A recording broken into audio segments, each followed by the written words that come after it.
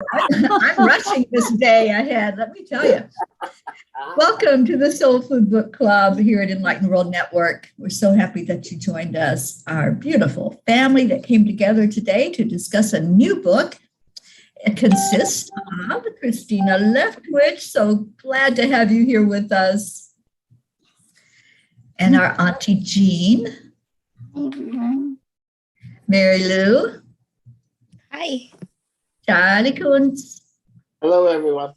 Brenda Lemieux. Hi. And Grace Isis. Hello. Thank you all for being here. If someone has the book, would you hold it up? It is Loving What Is by Byron Katie. And this is our first week of delving into this new book. And if you're like me, I started reading and couldn't put it down. I was like, oh my gosh, I just so was ready for the messages. There you go. Mine's on Kindle too, Jean, so I don't have one to hold up. Mine too. But I just love what I'm reading, and it's inspiring a lot of other thought, which is the sign of a good book. When you can read a book and it makes you go off into deeper thought and delving deeper inside, it's really well written and something that you're ready for, is what I feel. Like that saying, when the student is ready, the master will appear. And to me, that's always the way that happens. Whenever I'm ready for a lesson, a blessing, whatever it is, that person or that book or that video, it all just shows up for me. So I'm just going to open it up. Who would like to start the discussion today? My first impression when I was reading it was that it's going to be very exciting to see what her techniques are to help us. And the two things that stayed with me were that she wants us to be happy and we can create our own happiness. And one of the ways that we do that is not getting caught up in what is happening, but how are we responding to what is happening? Yeah. Go ahead, Linda. A lot of it is how you think or how you perceive of something. I remember when I went to college graduation, we had to pledge allegiance. And my mother looked at me and said, "You probably won't pledge allegiance. You didn't do it before." And I thought, what the heck is she talking about? And she had the wrong girl. It was my sister who didn't pledge for something. I said, "I don't know what you're talking about." But it never really got cleared till later. But she had been mad at that about me for years, and I didn't even know it. Oh. You know, I mean, I didn't know why she had been mad at me. So, that it could clear up a lot of misgivings too. Real things you feel, but also things that you perceive to be different. Yeah, like she says, it's not thinking about the problem. It's not the problem. It's thinking about the problem. Mm-hmm. It's not the problem itself that causes it. Yeah. And the different, steps you go through to come to that realization that, that's not it. Yeah. What you said about getting things as you need them. How can I say this? It seems like all of our books are about helping us in some way, And I thought, why are we going to read another self-help book? Can't we read something spiritual that's not, helping ourselves? And then I realized after I started listening to it, because I've got it on audio instead of the book. And I'm wishing I had gotten the book now, which I could still do, but I've got this on audio. Anyway, the other day I was trying to tell my husband's story. It was something that happened to one of the friends, but it was a good story and he wanted to share it with them. And he was fixing to go take a nap. And I was telling him about this, and a little ways into the story, he does this. I don't know if you've ever seen anyone do this. You know, Yeah, like come get along. out of it. Yeah. Come on, tell me. You know, without telling you the story, they just want you to get to the meat of it and just, you know, so they can go. And it hurt me so bad, you know, and I got so angry. Let's see, this is always my confession time.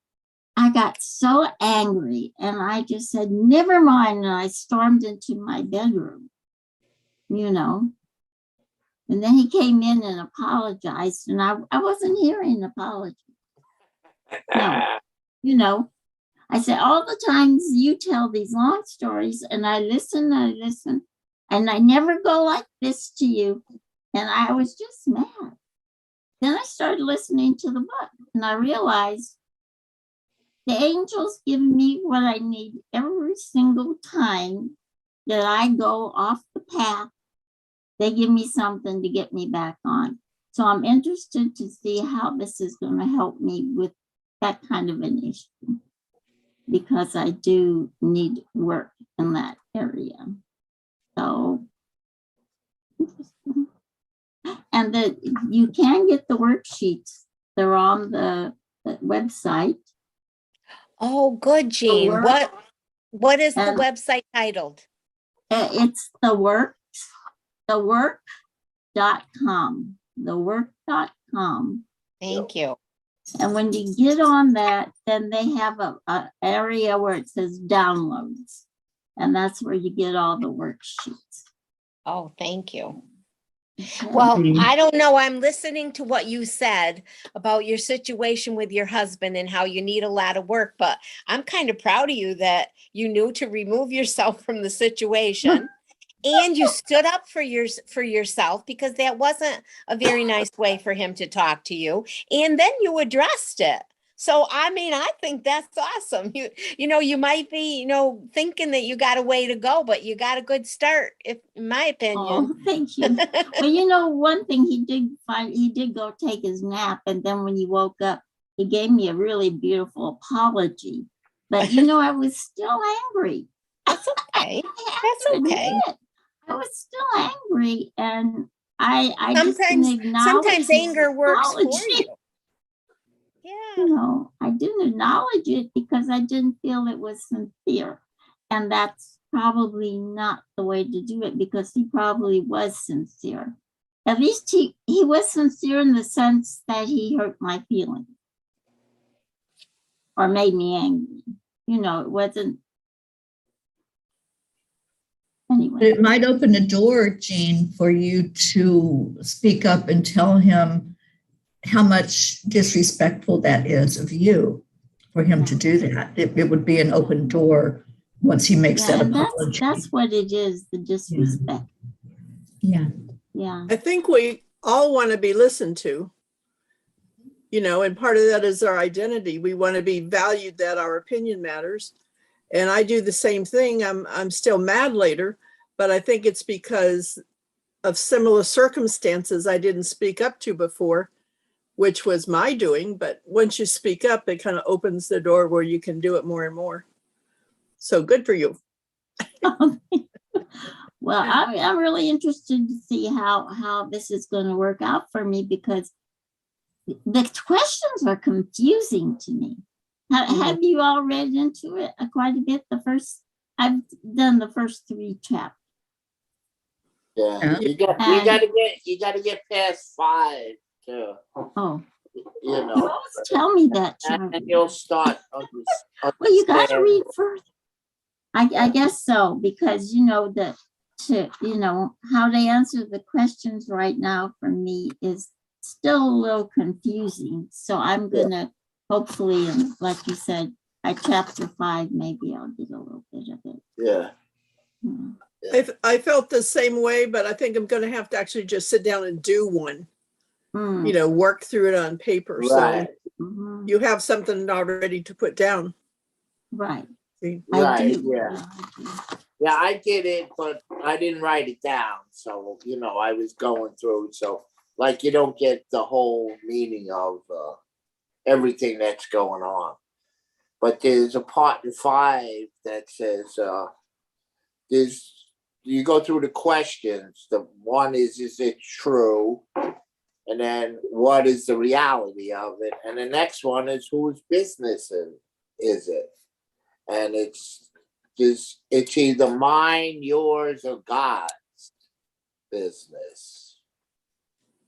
Where are you reading that from, Charlie? And for her, the reality is God.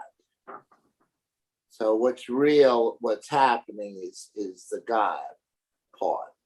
So I loved that part too, Charlie, where and it spoke to me because I think sometimes I take on burdens right. with good intention, but it's not mine to be worrying about. Sometimes it's theirs. I can't remember exactly what she referred to, specific things like things in nature. You know, like we wish we didn't have bad storms and things that, you know, when injustices happen to people, and we wished that, you know, those things didn't happen, but they're not ours to worry about. And you know, and I do question that sometimes within myself, like, well, if we don't worry about it, who will? And it's letting go of that control and trusting and knowing that God is in charge of that. And there is a purpose and there's reason behind it that we don't know. You know, one of my favorite words as I get older is mystery, because, you know, it helps me let go. Oh, well, it's a mystery. You know, that's my way of saying it's God. God is in charge of that. It's not up to me to worry about those things because I can't really fix them. You know, and I think if we are compassionate people, which most of us, you know, in this group right now discussing, I've learned that we are compassionate people. We're caring people. You know, that's why we love the Soul Food Book Club, you know, and we found one another, you know, and I think that for me is an important thing to always go back and remember that, you know, it's not, is it mine? Or is it somebody else's? Or, you know, is it even better God's? You know, that I don't have to put the blame on somebody and I don't have to fix it for somebody. And I tend to want to do that in life, you know, and it's so much better. It gives us that peace that Terry Angel seems to have within herself as our leader. You know, I see that in you so much, Terry. Thank you. You know, because you're always guiding us and directing us, you know, that, you know, to just let God be in charge of that. Yeah, so I liked that message too, Charlie, and I did pick up on that. And she also told us in doing the book, don't worry about it. You know, that each one of us is going to get our own understanding because we're coming from our own place. And she said, you know, maybe you don't even want to write the answers or contemplate them, that, you know, you might find it in just the writing, in the reading of the stories, which I haven't gotten to yet. You know, but I'm looking forward to looking, you know, further in the book and reading the example that the people themselves and see how that touches me too, you know. For me, Yeah. Mary Lou, Go ahead, Charlie. I watched a master class that she taught. It's on Gaia TV, and it helped me to understand like those questions that the worksheets have us look at. It helped me understand a little more how we're working through the whole concept of what she's teaching us. It's not ours, and how we can look at those thoughts that come through and say, okay, is that true? Or is that just a thought I'm having? Is there any truth to it? And I think that's where we're headed with this, is to really examine what our thoughts are pertaining to everything. And just look at, oh, are we taking on somebody else's burdens? Are we taking on something that's not even ours to take on? So I'm really looking forward to doing the worksheet. And thank you so much, Auntie Jean, for helping us to know where to go to look for those and print them out. And I'll probably have to wait until I get to you. Yeah, There's and the videos videos of are some there of her too. sessions So there. you don't need Gaia TV. All the videos are also on YouTube. Yeah, So if you don't they're have on a that site. subscription to Gaia, you can still see it. Okay. Okay. Thank you, Christina. Yep. Yeah. And she goes into when you go into the reality part, she gives an example of, I think it was Paul. He watches TV 6 or 8 hours a day, and the other one has a problem with that. And but that's the reality of it. And just like a dog barks and a cat meow, Paul watches TV 6 or 7 hours, 6 to 8 hours a day. And that's the reality. That's the God part. And then when you go in, well, whose business it is? It's none of your damn business, that's your thinking, that you think that Paul shouldn't be watching the TV. So, just get out of Paul's business, and when you don't think that, it's you're getting out of that hurt feeling. It'll be It interesting. goes step by step This into the goes. different things, like, yeah. It leads you to make a different choice. Maybe Paul is not the one that you're supposed to be with. Yeah, If that's it's bothering you and if it's that's what I'm interfering with your saying. life in that way. Yeah. So it leads you to make choices. One of the interesting things she brought up that I'm trying to work my way around is she says you have this part in your brain that tries to make your story, everything that happens to you, it tries to fit it into this story, into this thing that is not necessarily reality. It's something that the brain does to protect you or to help you. And I thought the way the brain works just fascinates me. It just fascinates me. And I think she's right. We tend to justify things according to our story, to what we want to believe.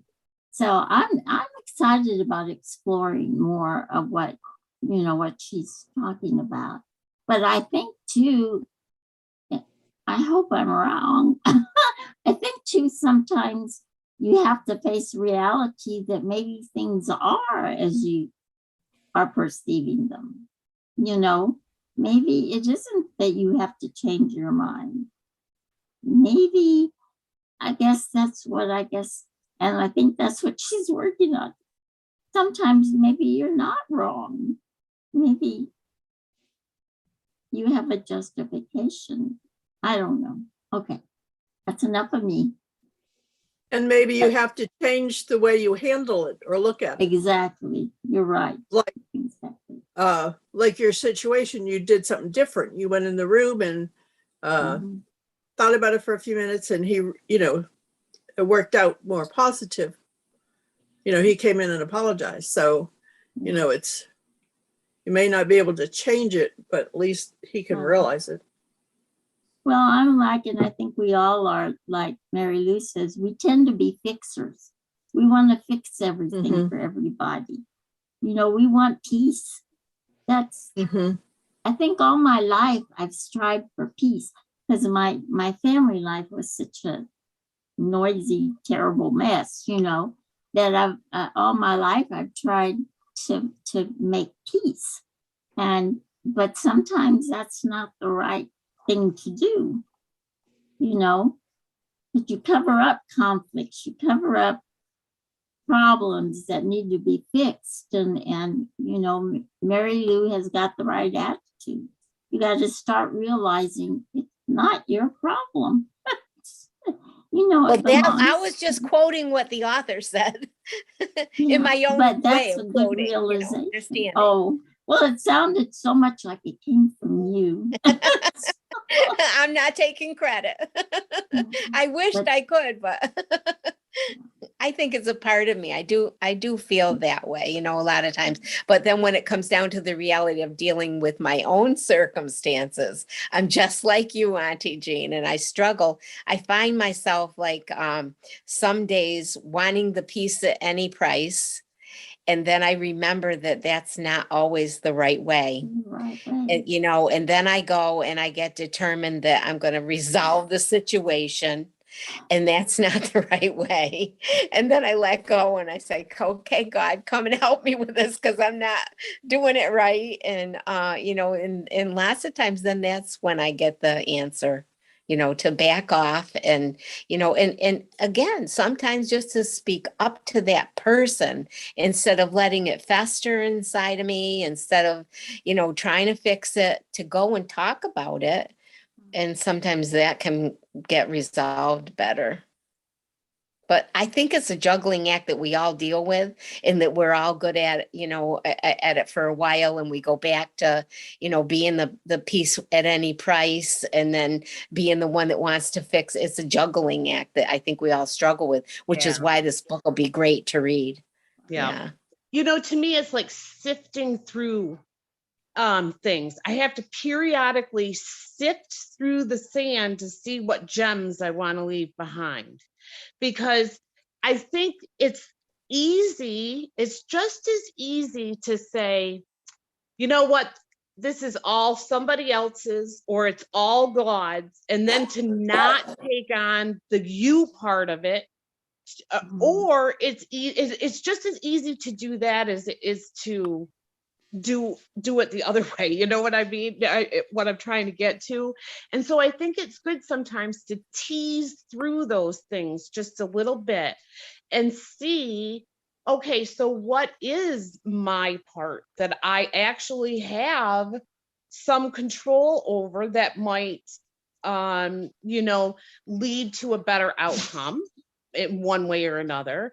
And then also, in addition to it, say, okay, so what is God's will and what is, you know, somebody else's burden and things that they have to figure out. I think it's those doing all three of those. You have to kind of sift through all three and give them equal, you know, and it's just easy for any of us at any time to be able to just lean into only one of those three pieces, or maybe only two of those three pieces. And I think that's the human part of us that does that.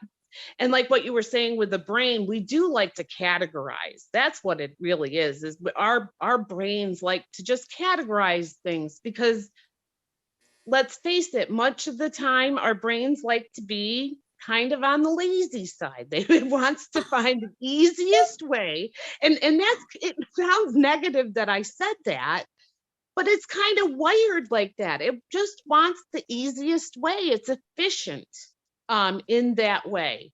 So sometimes in its efficiency, it can get into categorizations and, you know, so, and I think I'm going to like her take on imagination. I'm going to have to, we'll wait till I get there because I haven't really delved into it too much. And I have to say, I've been doing more watching video than reading. It's just how my life has kind of sorted itself out. I find this fun to read while, or listen to while I'm going through this whole broken ankle thing. And just, you know, right at the holiday time, I had to give up some things that I had really started to put into play. And they were going to be big, important, nourishing things. And I had to, nope, hey, this is the way it's going to be. And so I find it timely that this book is coming up, because I really do have to sort through, and it's helped me, quite frankly, to actually speak up a little bit more and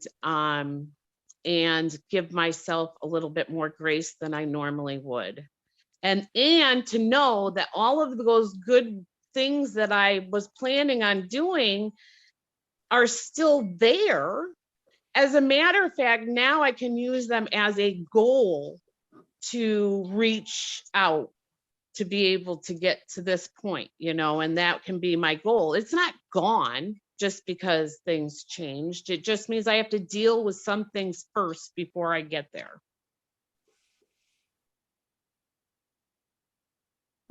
I'm so glad that you decided to stay on today. I know you were going to hide from us, I'm glad. but you always bring such perspective and wisdom to us. Thank you. Yeah, thank Thank you. you for being with us. And I'm that way too. I like to watch the videos. And when I was watching the one that she did, that master class, it just made so much sense.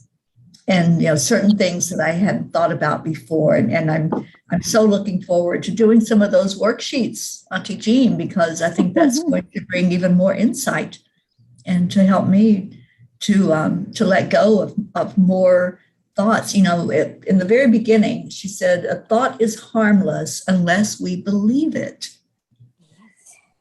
And that's profound. It's profound because we can do her first question. Is it true? When we have that thought, maybe we're judging somebody or criticizing, and just to step away and saying, is that true? It's huge. This is a huge process that we can learn. And after it's true, do you absolutely know it's true? You got to go into the deeper, because a lot of time you'll say it's true right away. And then, well, maybe it isn't, you get to that point of questioning and it comes to you, well, maybe not, Yes, because your first reaction is, of course it's true, but when you think about it, well, is it absolute? I have We this could all adorable write- example. Go ahead, Tina.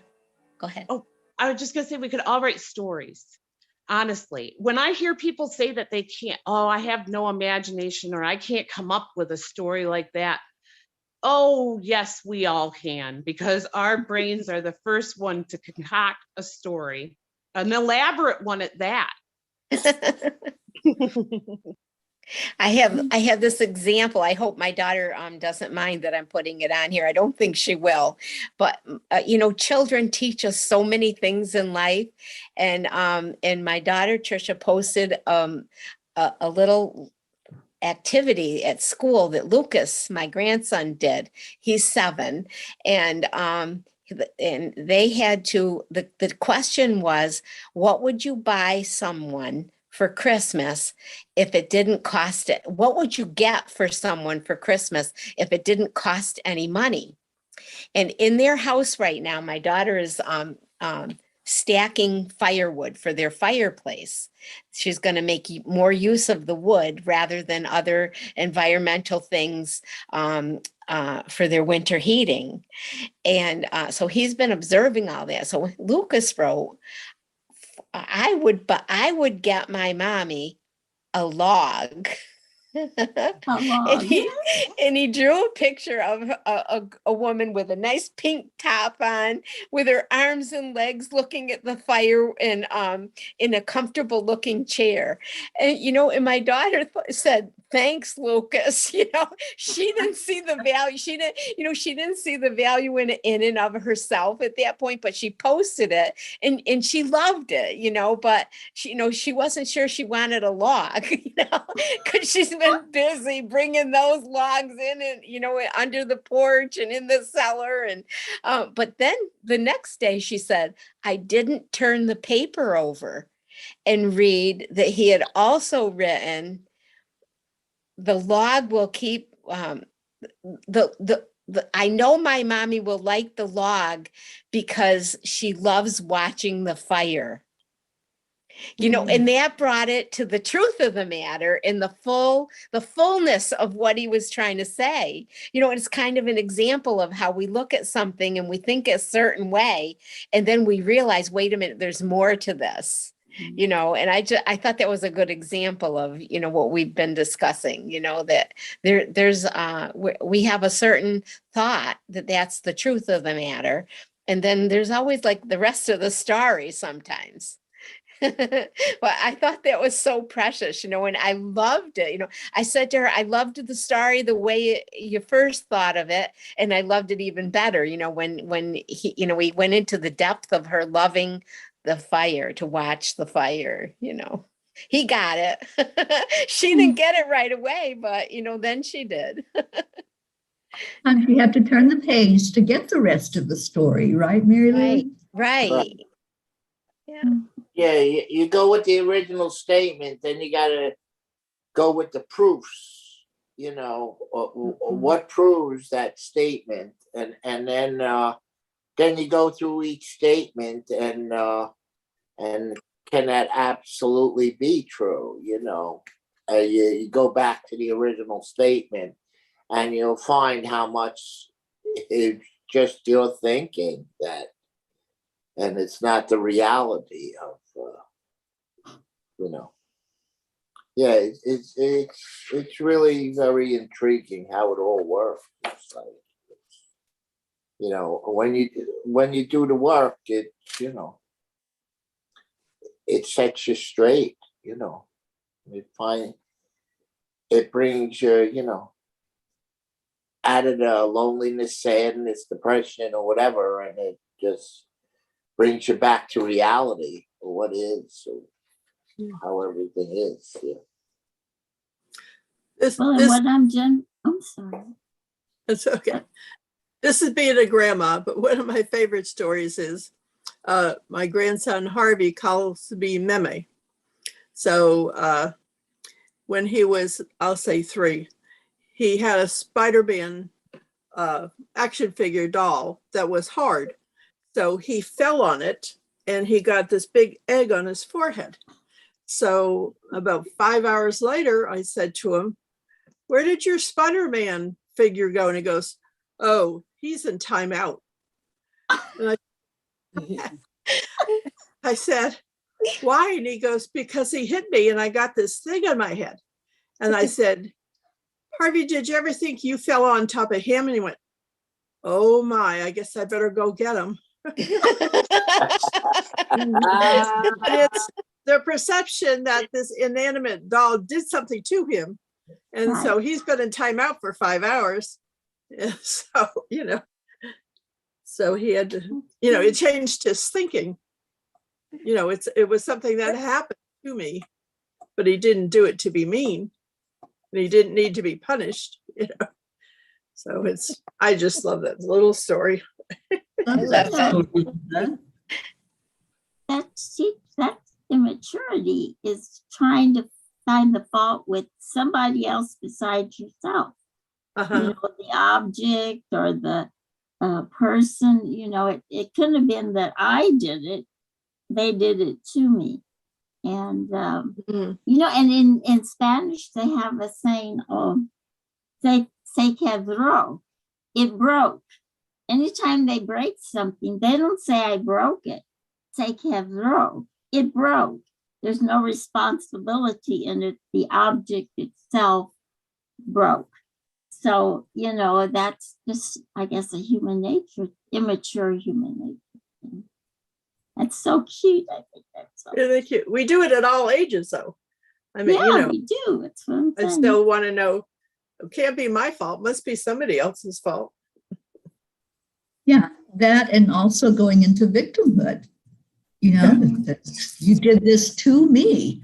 And most of the time we can stop and say, is that true? Did that person do that to me? Or did they do something and I took it personally and allowed it to affect me in that way to become a victim? Well, and sometimes they do. That's why we have courts of law. Sometimes they do. You're right. Right. That's why we have courts of law. At some point, we do have to make that. And that's the you part. There's a me, there's a you, and there's a God. And I like that she included that there's a me, a you, and a God. Yes. Because there are some things, again, you just go, that person might have some things going on that I'm not aware of. And that, and not maybe take it personally. If you can, somebody beats me up on the street, I'm going to take it personally. Well, yeah, if somebody sexually assaults my daughter, I'm going to take it very personally, that kind of thing. But like I said, that's where she's opened up, where I've read other things where there's no possibility that it could be anybody else's fault or responsibility in any way, shape, or form. And I don't think that's true either. I think that's just as extreme as saying, there's extremes. But this is what I like about this particular writer is she has opened up the possibility that in some cases, in some situations, maybe even most situations, there will be a component of you, me, and God. It's possible. Hmm. I like Does the that way make you put that. Or am Yeah, I it just, does. does that No, make any I- sense, or am I just No, No. okay? I like the way you said it, Christina, and thank you for coming on and welcome and glad you're healing on the mending path. I like the way you put it because yes, she does say that she can find only 3 kinds of businesses in the universe. I'm reading word for word. Mine, yours, and God's. And for me, reality is God. Then there are the questions of whose business are you in when you're thinking the thoughts that you've written. I'm being transported back to my tradition and from the part of the world where I come from. And I'm also resonating with the indigenous peoples, but I'm resonating more with the way life used to be in the olden days, in our grandparents' times and beyond. I feel today there's so much that's coming to us. There's so much that we're being fed that we don't have the time to be selective, which we can. And she's teaching us that sometimes perhaps you're supposed to just stop, watch what you're feeding yourself, as in what you're reading, which is part of your thoughts. Watch what you're saying, watch what you're interpreting, and watch how far you're getting away from your center. Because she does mention the, what's it called? She says, reality for me is what is true. The truth is whatever is in front of you. Whatever is reality happening, the shoulds and shouldn'ts. But she also mentions about the level, the carpenter's level. I don't know, I'm sure all of you have seen it. That when that bubble is not in the middle, that's your mind, those are your thoughts, it's your reality. Then you start wandering off. And perhaps she's trying to tell us that there are times when we need to slow down and really ask, is that mine? And I really like that she's bringing us back to the source, to our source. In these other parts, I go, when I was home in Kenya, I went back into the countryside, and their life is still simple. It's still, my neighbor came to me and he didn't have any potatoes, and I had some here. Here you are, potatoes. You see, but nowadays there's always some some thought of, or why did they come to me? Or I can't go to them to ask them. They can't know that I don't have potatoes. I think that's what she's telling us. And I do really, really like the first, these aspects of these questions and what I'm reading. So I'll go off the air. Thank you. I think too, besides just changing one thought, it might change a pattern. Like, why is everybody always picking on me? Once you realize the truth of it, all the other things fall away. The next time someone's picking on you, or your perception of it, you'll have a different response possibly. So it can break a chain of thoughts, and it can also change a pattern if you're ready to open to it.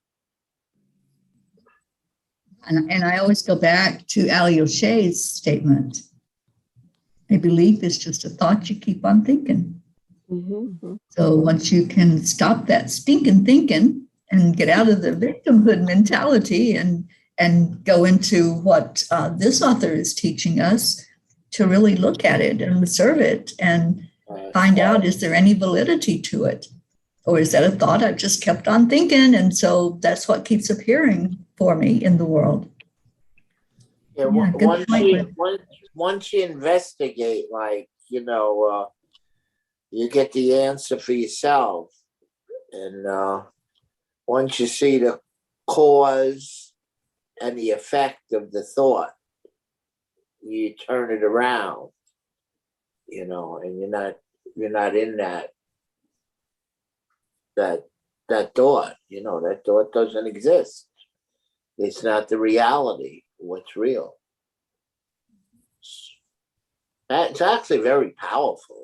It's Yeah, very powerful. Yeah. yeah. It does. One place that I can see this being so powerful is when we have some insecurities and we start going into that thought process of I can't, and then turning that around and saying, is that true? Is it true that I can't? And there are some things that maybe you can't do physically, emotionally, but to just start saying those words, that's a habit for many, many people. Right. To just And use that as your excuse. I can't. And so really, if you go with this book and really study it to the point of it's going to make a difference in your life, then you'll start looking, and every time you start to say those words, it's like, oh, wait a minute, is that true?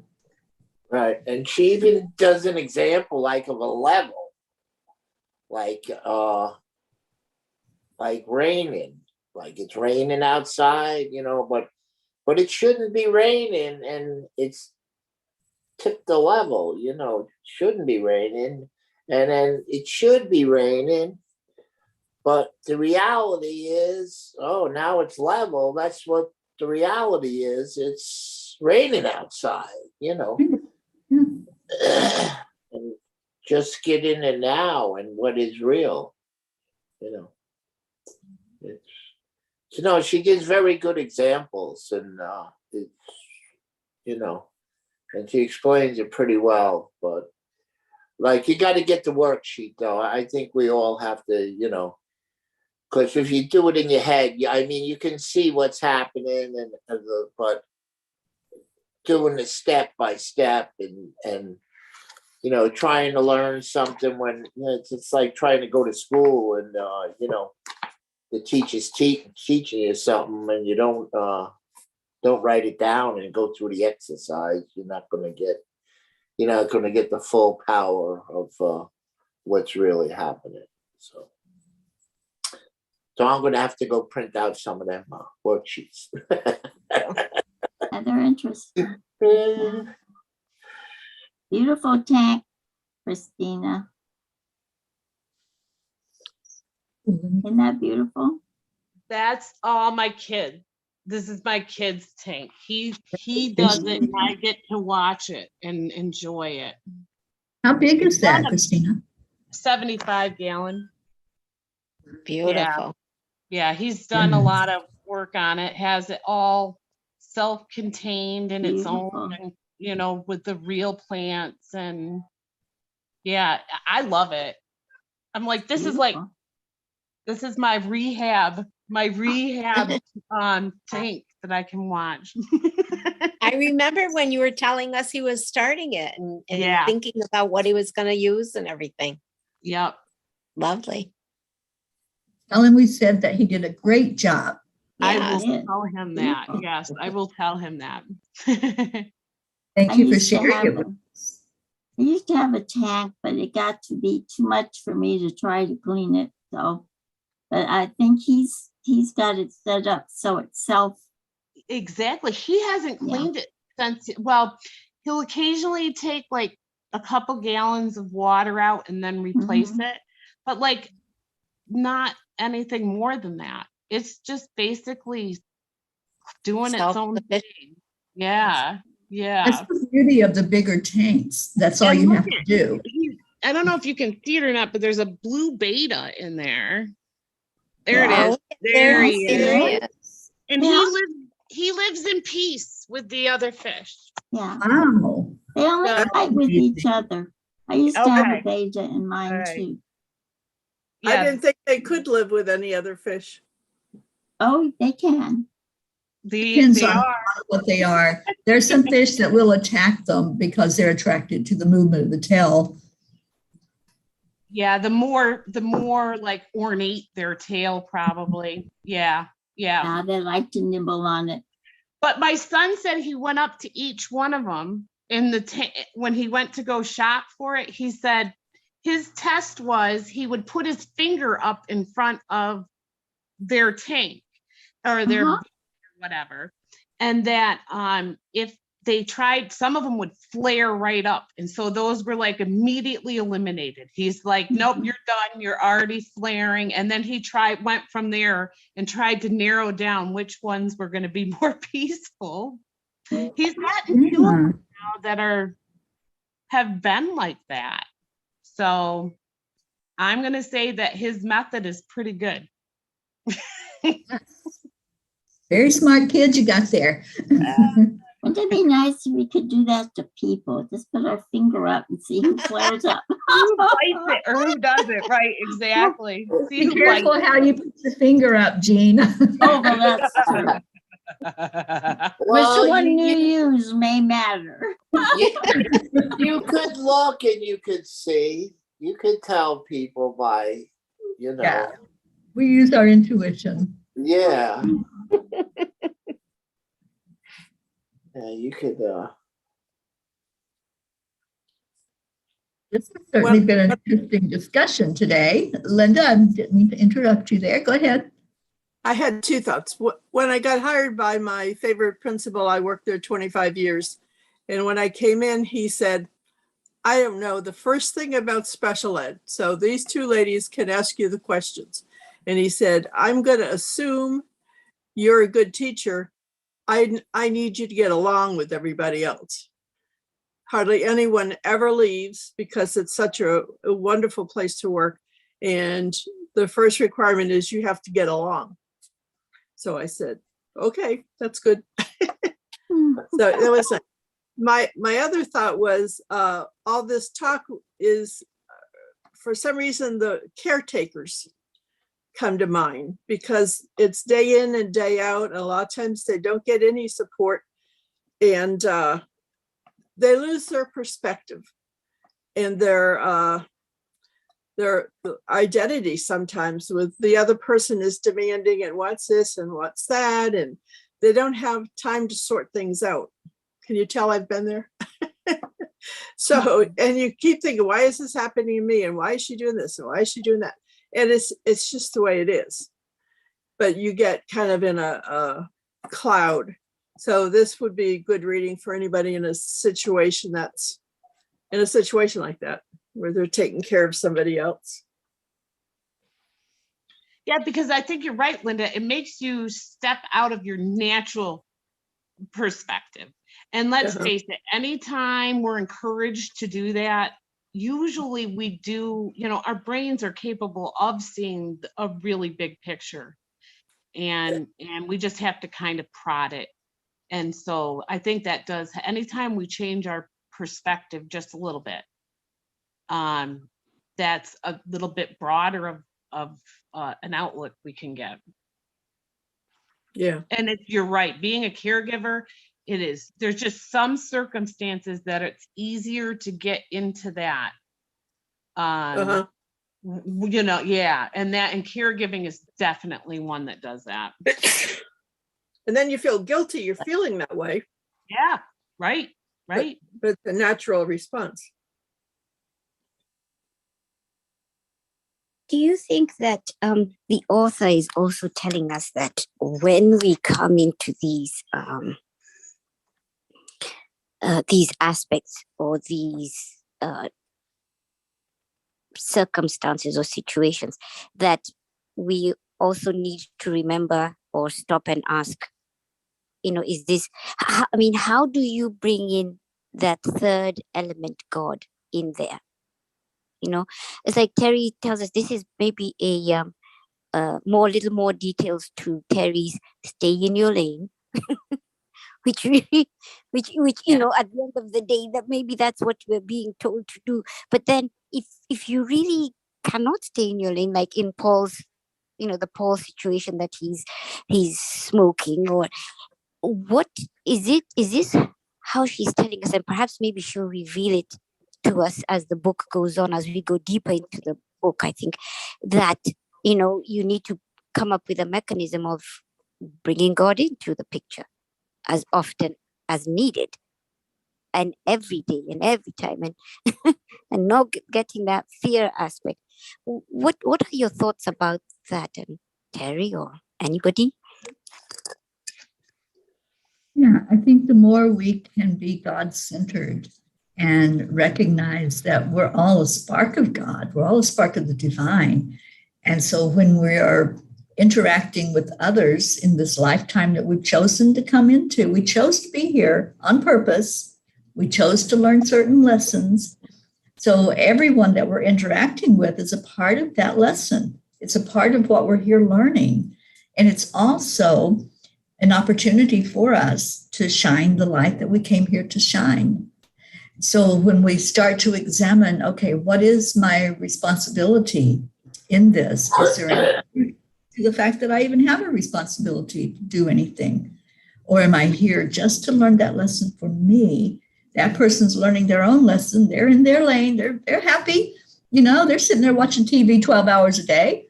That's their way that they're experiencing life right now. We have to learn, okay, what's the best way for me to experience my life right now? How can I be happy in my lane?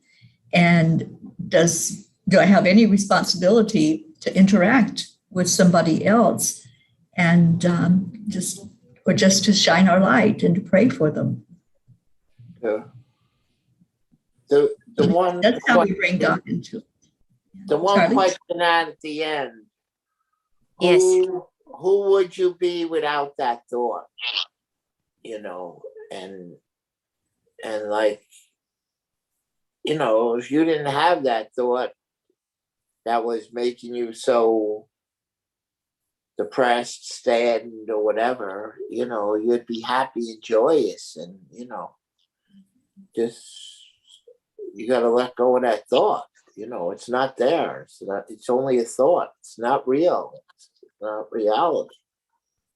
It's not what's true. When you get to the last question and you go through the work, it really comes to fruition, I guess the word is. I don't know. It's just, yeah. Is that the page where it says when you think that it's true? Is that what you're talking about?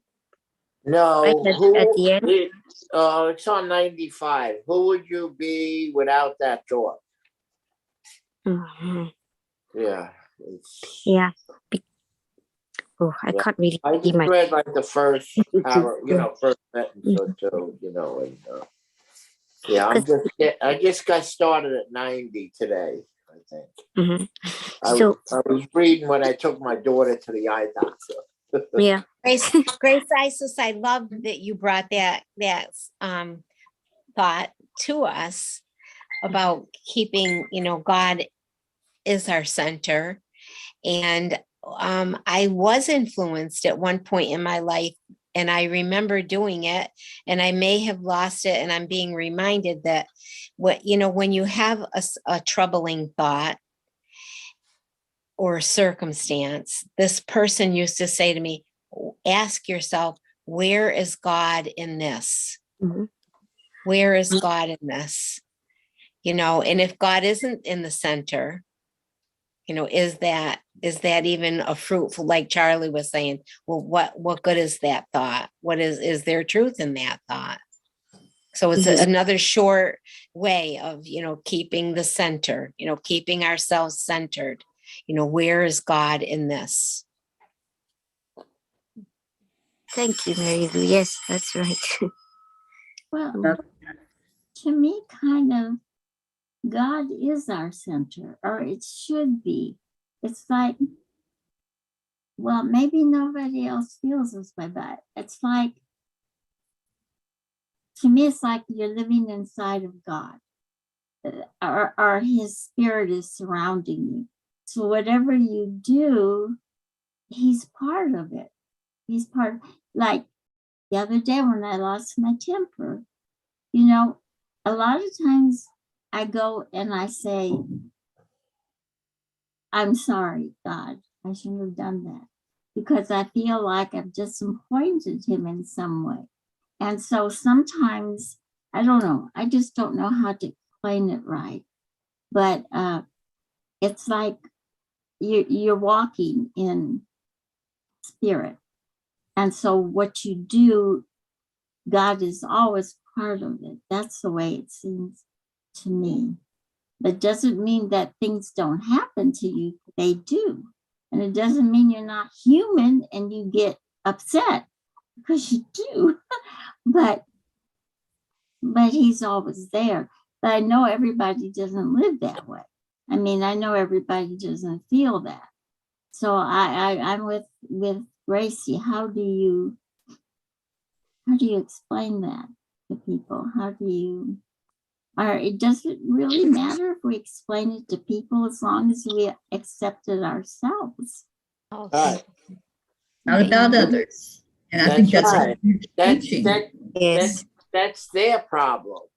Yeah. It's you. Their lane, Jean. Exactly. Exactly. Yeah, you're right. You know, that's their heart. You know, Yeah. that's their thing. Everyone has their own thing. As much as you want them to have that, you can't do anything about it. That's something that has to come from them. You From know, within, The connection from within to them. divine. Yeah. and for some reason, for some people, their spirituality or thoughts of spirituality would be much different than mine. And so what would give me comfort might not give somebody else comfort. They have other That is things true. to do. So, and that, You're right, you Christine. know, it's part of the mind, body, spirit kind of a thing. Mhm. It's a spiritual, making sure that you nourish that side, whatever that looks like for you. Yeah. I feel the author. Oops, sorry. Go ahead, Linda. Sorry. Sorry, guys.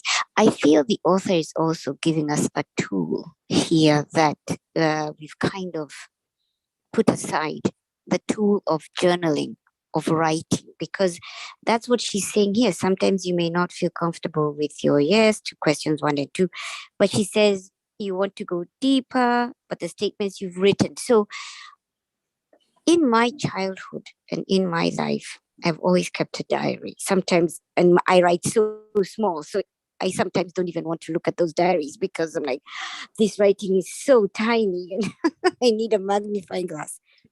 But it helps, and it has helped me to be a little more discerning, to go back and write, as Auntie Jean said, to say sorry to God, to process, because each and every situation is for us to learn about ourselves. You learn what triggers you. You're like, okay, next time I know. Where I am right now, there's Raymond who's still, missing his mother, and he's the only one left in the world.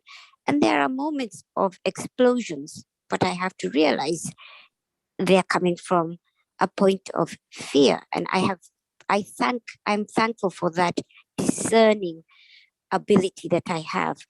The lady that I'm working with now, she's all over the place, but it's because of a lot of fear, extremely creative. But I have learned to keep out of the way, keep a steady, even bubble, as we're being shown here by the author, and to realize it's their journey. And I have to ask myself, am I needed to go in further? Is this, these shoulds and shouldn'ts we don't think about, don't have those thoughts. Your mind, it's so important. And she's saying that's what she's teaching us here, is to go back into the writing. Write your question down. And she says here that, she says, there are some ways to coax your thoughts out into the open. Nowadays, we're learning to talk about them. We're learning to read other people's books, because that's what she's done with this book, to prompt new statements that can allow inquiry to go deeper. And she says things like, and it means that dash. A powerful way of prompting yourself is to add, and it means that. That's going to help us to your original statement. Your suffering may be caused by a thought that interprets what happened rather than the thought you wrote down. This additional phrase prompts you to reveal your interpretation of the fact. You see, and she goes into that example of, let's say you wrote, I am angry at my father because he hit me. Is it true? Yes, you are angry. And yes, he did hit you. Because as she says, the reality is in front of us. Many times when you were a child, try writing the statement with your added interpretation. I am angry at my father because he hit me. And it means that dash. Maybe you would finish this statement with, and it means that he doesn't love me. She's prompting us. It's an interesting book, and it's right on schedule, I believe, for where we are at this moment on our journeys and in the world. Thank you, Gracie. And I certainly agree with you on that one. And speaking of schedules, we are over time. Oh, no. I am so looking forward to our discussions every week on this book. I think this is going to be so helpful for many of us. And we had a few people come into the audience to listen. And Kathy Hand was here with us today. And she said, I don't know if I have another time for another, quote, lesson book, but I think this is more than a lesson book. I think this is going to give us tools for living our life in a huge way to start thinking about our thoughts and the thought process and looking at it as an observer. So I'm excited about it. And I think it's a little different from some of the ones we've studied in the past where, we were journaling and doing a lot. And you can journal with this book, just like what Gracie was just talking about. But I think more than that, it's a book that's going to help us go deeper in our thoughts. So thank you all. Thank you for being here, those online, those here in the Zoom room. I love you so much. This has been a very interesting discussion today, and we'll be back next week and we'll do it again. Thank you all for being here. And hopefully next week I will be with our Auntie Jean to do the book club together. That's my hope. Yeah. All right. So we're going to leave everybody with blessings for a good day and Namaste. bye, everybody. Have a great day, everybody.